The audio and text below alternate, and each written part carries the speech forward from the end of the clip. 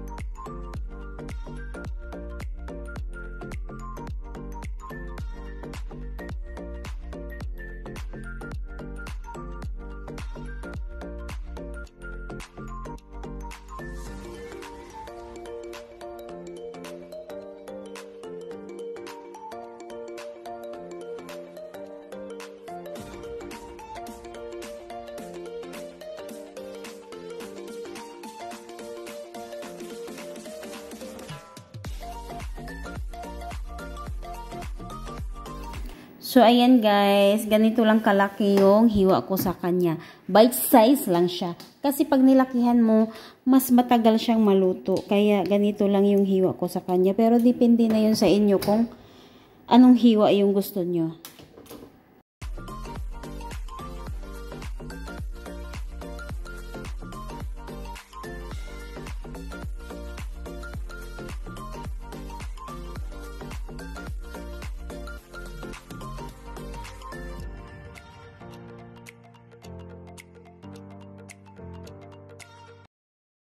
So, ayan guys, tapos na natin siyang hiwain. So, i-set aside muna natin siya para hiwain na naman natin yung ating langka.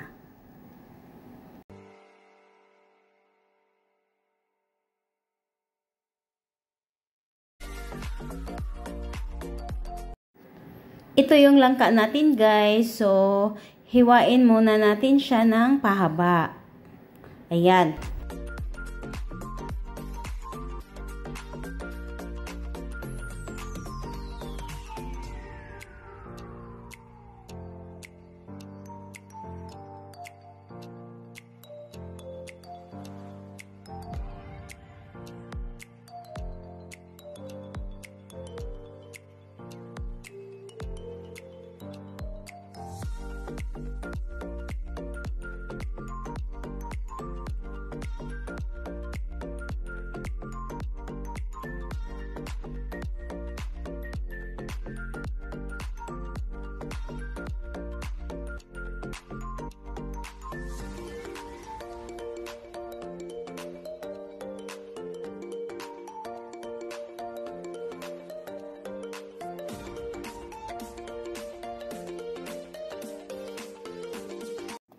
So, ayan guys, ganito lang yung paghiwa ng langka. Yung medyo pahaba. Pero depende na yun sa inyo kung anong hiwa yung gusto nyo. Ayan. Masarap siya guys. Sobrang tamis. So, depende lang sa inyo yung paghiwa ng langka. Kasi sa akin, gusto ko yung pahaba. Tapos, malaki-laki siya. Kasi pag yung maliit yung hiwa mo, di mo na mapipil yung langka.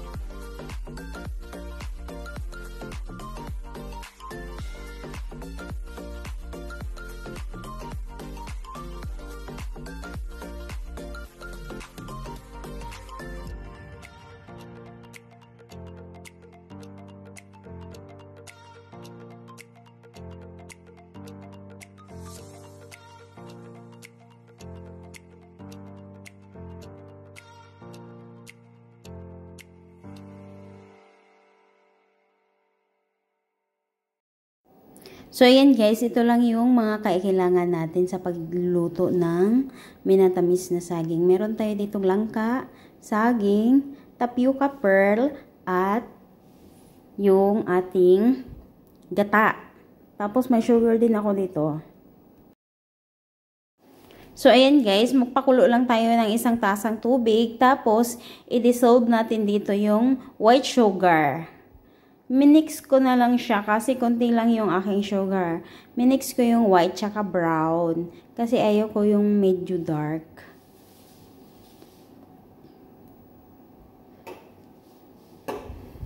So ngayon ilalagay natin yung brown sugar. Tapos i-dissolve lang siya.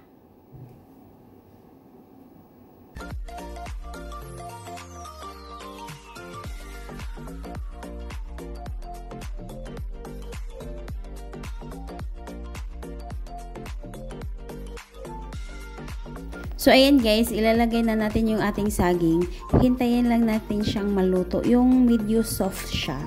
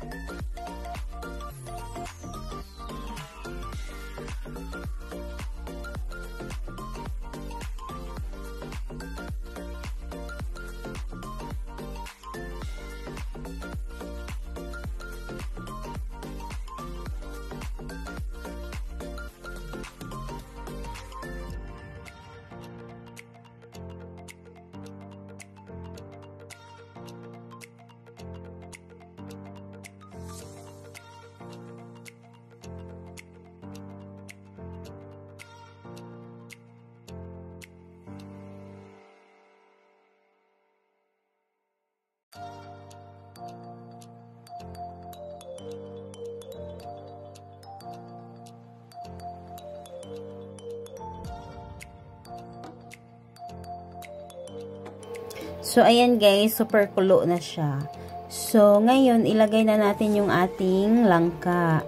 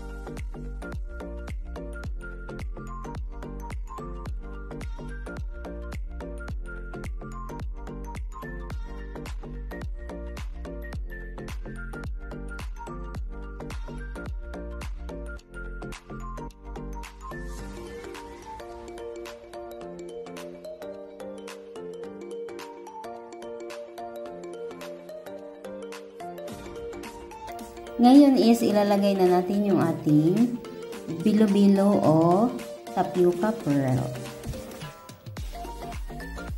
So, ayan, imimix lang natin siya.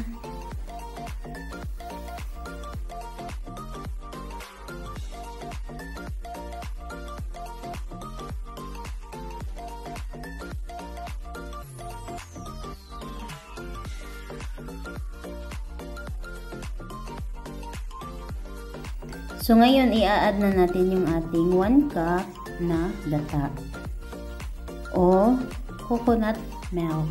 Tapos, i-mix lang natin siya ng konti. Tapos, pakuluin lang natin siya.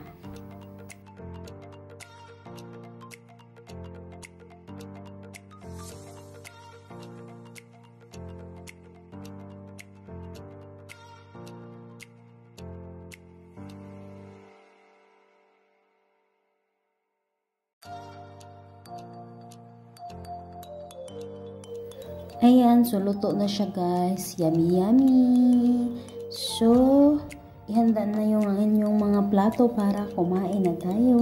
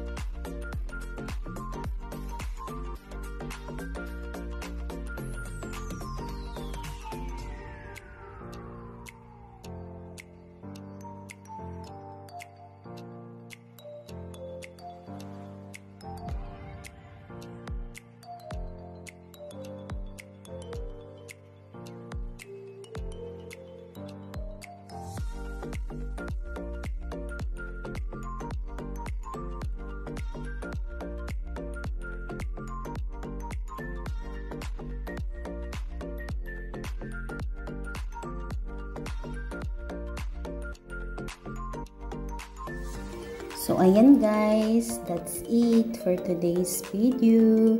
Thanks for watching. Enjoy!